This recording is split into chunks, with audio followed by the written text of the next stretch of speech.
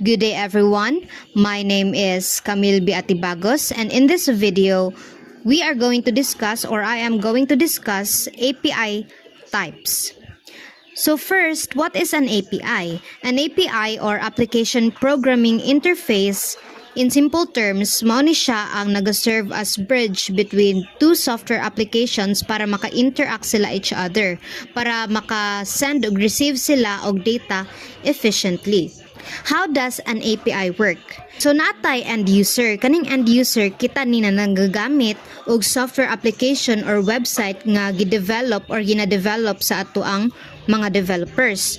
So through API, pag mag-send ta og request para magkuha ta og data through website or software application, through API, i-fetch na niya sa database. Kay kaning API, connected man po siya sa database. And then, ang kanong request na gi-request na to nga data through the website or software applications, ibalik na siya sa atua.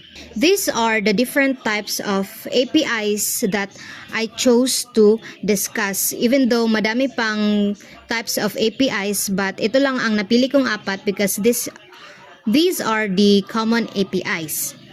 First, kay RESTful API, GraphQL, SOAP, and WebSockets. RESTful API. Kaning RESTful API ka nagagamit na siya og HTTP methods like GET, POST, DELETE. Ginagamit na siya para kuhaon ang data through URLs. So, mostly, common ni siya ginagamit sa web services kay simple lang siya gamiton og flexible. So, beside kay natay REST API nga model. Ang kaning left side, client side, mao na siya ang user or application nga nag-send og request sa server. For example, kung mag-open ka og website or mag-click ka og button nga mo fetch og data. Kaning HTTP methods nga naa sa middle top, mao na siya ang mga main actions nga pwede buhaton sa client gamit ang REST. Ang GET naga-retrieve og data, ang POST naga-add og new data, ang PUT naga-update og existing data, og ang DELETE kay mao na siya ang naga-remove og data. Ang REST API kaning nasa center nga side, kanang nasa center, mao na siya ang nag-connect sa client og sa ato ang server. Ang REST API, mao na siya ang mo-process sa request og mo-forward gamit ang HTTP. Unya, ang sa server nga side, kay mo-receive na siya og HTTP request og mo-process po da siya.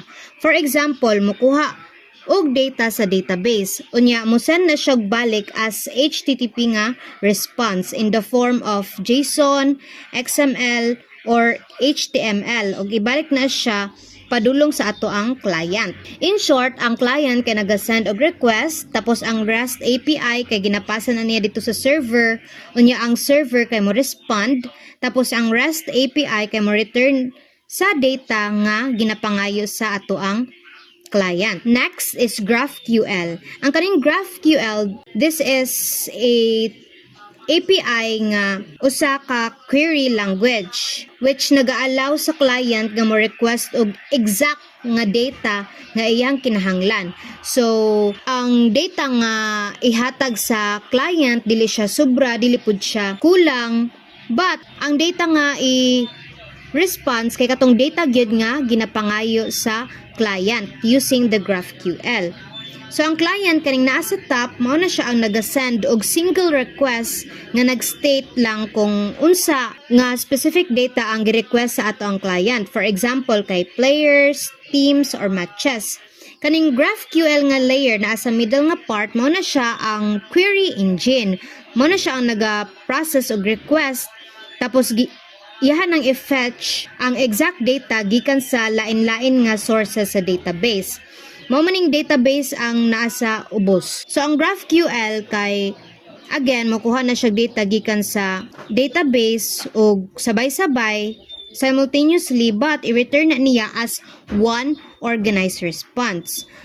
So in short, ang GraphQL kay it makes data fetching faster ug mas efficient kay one request lang pero exact ang data nga ihatag. Ang kaning SOAP or Simple Object Access Protocol, isa ni siya ka protocol-based API nga ginagamit or nagagamit og XML format para mag-send og message. Mas formal ni siya og secure kay na siya strict nga rules para secure og reliable ang pag-send og request og data. Mao nang ginagamit siya usually sa mga enterprise nga systems. Diri sa ato ang graph kay natay SOAP nga sender sa left side. Ang kaning sender mao na siya ang client which naga-create og SOAP request message nga naka XML format og ihanang i-send sa server gamit ang HTTP. Ang kanang SOAP receiver naman mo na siya ang mo-process sa request og mo-send balik sa SOAP. Mo-send balik og SOAP response also in XML format. Ang kanang naa sa center mo na siya ang process. Nagsunod na siya sa structured steps. Strict pero secure siya kay naamang gud siya standards for error handling and message structure. So in short, ang kaning SOAP APIs, it exchanges structured XML messages between client o sa server. Mas reliable, secure siya, pero mas complex lang siya sa REST compared to REST. Lastly, kay ang WebSocket API. Ang kaning WebSocket kay naga-enable na siya og two-way continuous communication between sa client o sa server, which is perfect para sa real-time nga apps. For example, Messenger, basta anytime nga real-time ang exchanging and receiving of data. So ang request nasa top line, ang client mag-send og initial HTTP request para i-open ang connection sa server. While ang kaning handshake nga nasa middle nga line, ang server mo reply na siya og handshake to confirm nga ready na sila mag-switch from HTTP to WebSocket connection. While ang WebSocket nasa bottom line, pag human sa handshake, i-open na ang connection. So pwede na mag-send og receive og data both ways anytime, real time. So dili na need nga mag-open og bag-ong request per message kay real time naman siya.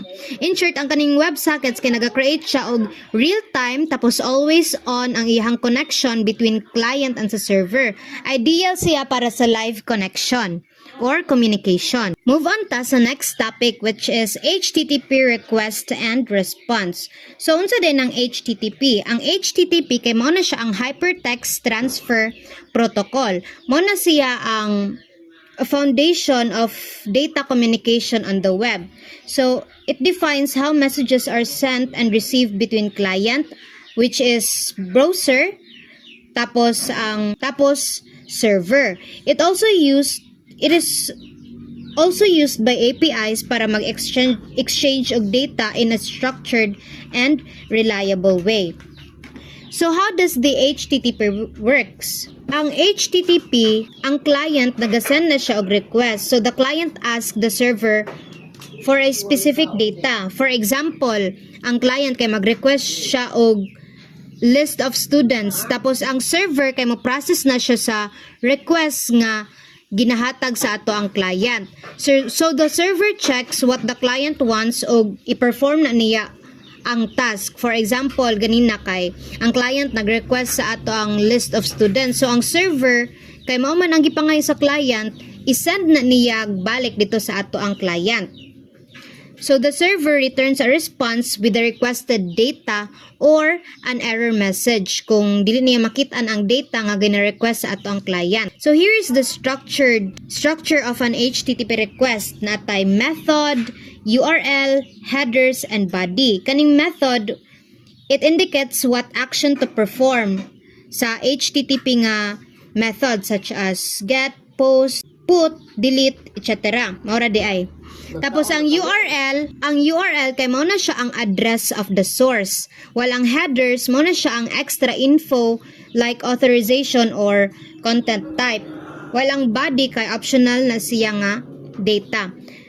For example, in post or put. Mao ni ang example. While structure of an HTTP response kay natay status code mao na siya ang naga-shows if the request succeeded or failed. Ang headers kay mo na siya ang info about the response. Ang body mo na siya ang actual nga data nga gina-return sa ato ang server. For example, naka-inform mat siya nga JSON or HTML. So this is the example of our HTTP response. These are the common HTTP methods. Ang GET, ang purpose niya kay naga-retrieve og data from the server. For example, kay get the list of the students or get all the users. Ang POST, mo na siya ang naga-add og new data. For example, mag-add ta og new user, mag-add ta og new student, ganon. Tapos ang PUT, mo na siya ang nag-update og existing data. For example, na kay gusto i-edit nga info about a certain student, unya ang delete, kay mo na siya ang naga-remove sa data or delete a user. Common HTTP status codes. So, pag nakay code nga makita 200 okay, meaning success siya.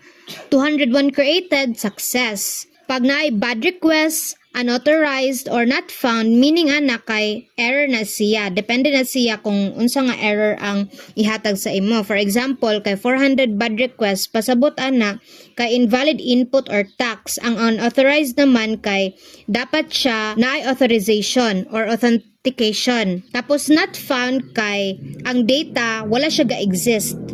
Tapos kaning 500 internal server error, meaning na server error. Tapos ang description na kay problem on the server side. And that would be all. Thank you.